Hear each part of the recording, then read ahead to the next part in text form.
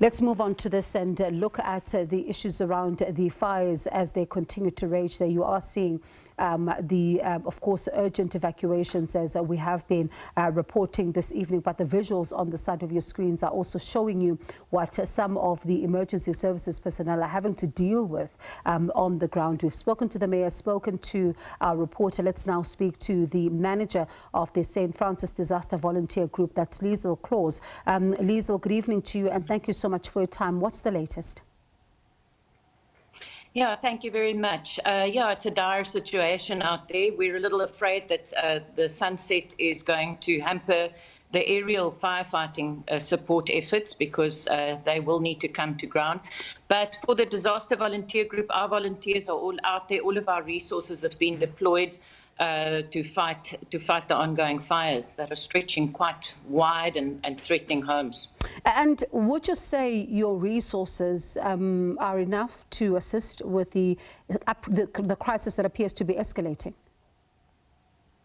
Yeah, I think the problem that we have is the heavy winds. We've got 60, 70 westerly blowing right now, which very rapidly took the fire from the western side of Kouga Municipality, and it has gone towards the Jeffreys Bay side.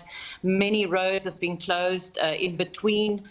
We had to close roads between Humansdorp and Francis. The N2's been closed numerous times. So I think it's the winds that are hampering us, and in these sort of winds, we can never have enough resources. We're just glad that we can work very closely with the Kouga Fire Services to bring in the aerial support through working on fire. Yeah, and they actually deployed one of their helicopters this afternoon from the Mossel Bay fires. So yeah, I don't think we can ever have enough resources at this time. And let's speak about the residents themselves. How are they doing? I think if you're affected in the areas, it's not great.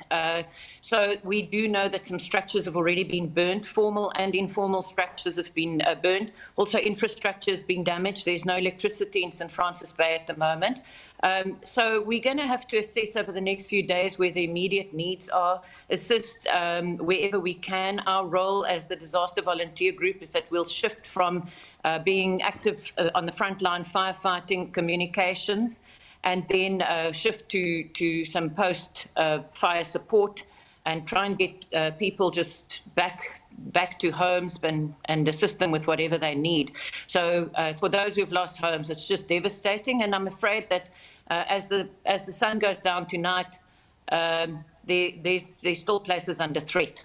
So the best thing would be to just keep watching on social media, etc., to understand what the latest is and whether further evacuations are called by the authorities. And Liezl, strength to you and the team as you continue then to try and even assist in such a situation. Thank you so much for joining us and giving us an update to our... Thank you to our viewers who are watching tonight. That's the manager of the St. Francis Disaster Volunteer Group. That's Liezl Clause. They're joining us live. And remember the number that has been given by the mayor.